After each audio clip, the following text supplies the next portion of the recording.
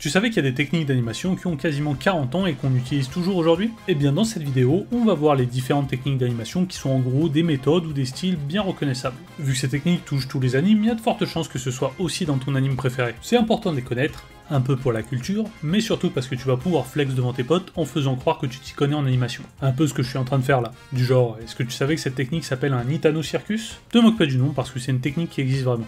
En plus des 4 techniques qu'on va voir, on va en profiter pour parler des animateurs qui ont su maîtriser, exploiter ou même créer ces techniques. Et ça a déjà commencé. Est-ce que tu as pu reconnaître la première technique? Vu que je suis gentil, je vais te repasser la scène. Tu vois ce zoom à l'œil?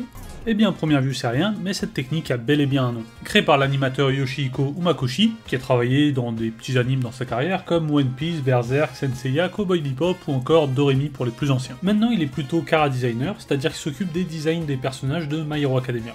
Pour en revenir à sa technique, tout le but est de mettre en valeur les yeux, et c'est souvent via un gros zoom. On va surtout retrouver cette technique dans les scènes de combat, et plus particulièrement les moments où un projectile se rapproche d'un personnage, comme tu peux le voir ici. Comme on le dit souvent, les yeux c'est le reflet de l'âme. Et bah là, en plus d'ajouter du dynamisme, ça transmet des émotions. Regarde-moi la détermination dans leurs yeux, tu sens qu'il se passe quelque chose.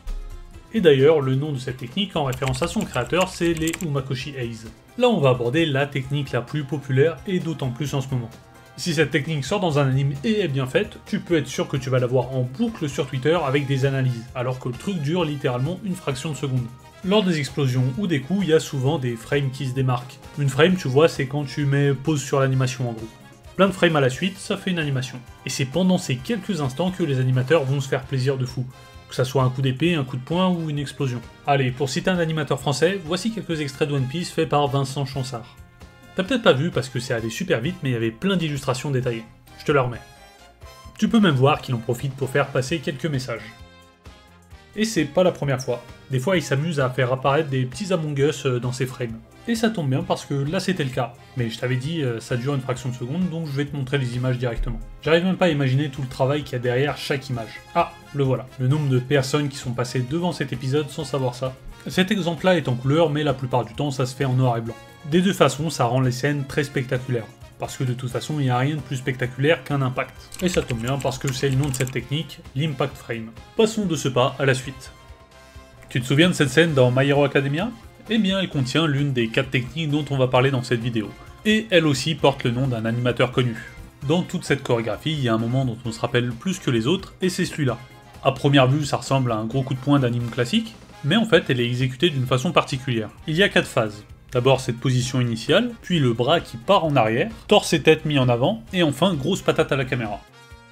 A la base, ça vient des animes de mecha, dont Masami Obari, le fameux animateur, est un spécialiste. Donc forcément, ça a inspiré des animes de mecha comme Evangelion.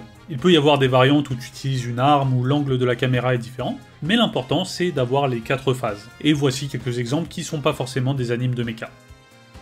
Assez sobrement, la technique est appelée un Nobari Punch. On sait être direct dans le domaine de l'animation. Petit checkpoint dans la vidéo pour te dire de ne pas hésiter à t'abonner. La technique qu'on va aborder est un peu particulière parce qu'en fait c'est plus un style qu'une technique à part entière. Et d'ailleurs, peut-être que tes scènes préférées sont faites dans ce style. Je pense notamment à Obito contre Kakashi, mais je pense aussi au combat de Sukuna dans la seconde saison de Jujutsu Kaisen. Mais on peut aussi prendre le film One Piece avec le baron Omatsuri où le film est entièrement dans ce style. Ou encore Toradora, Kill la Kill, Chainsaw Man, Undead Unlock et plein d'autres. C'est vraiment un style qui peut s'adapter facilement à toute œuvre. Pendant longtemps j'ai su que j'aimais ce style, mais sans trop savoir ce que c'était concrètement. Si t'es comme moi, tu sens qu'il y a quelque chose de différent, mais t'arrives pas à mettre le doigt dessus. Je vais te mettre 2 frames du même animé pour comparer. Et normalement, là la différence est plus voyante. L'un possède du nombre alors que l'autre pas du tout.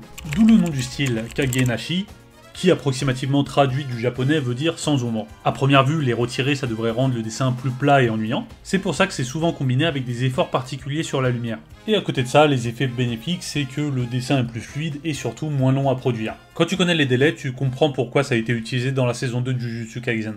Mais du coup, c'est aussi pour ça que ça a mauvaise réputation. C'est un peu considéré comme un style pas fini.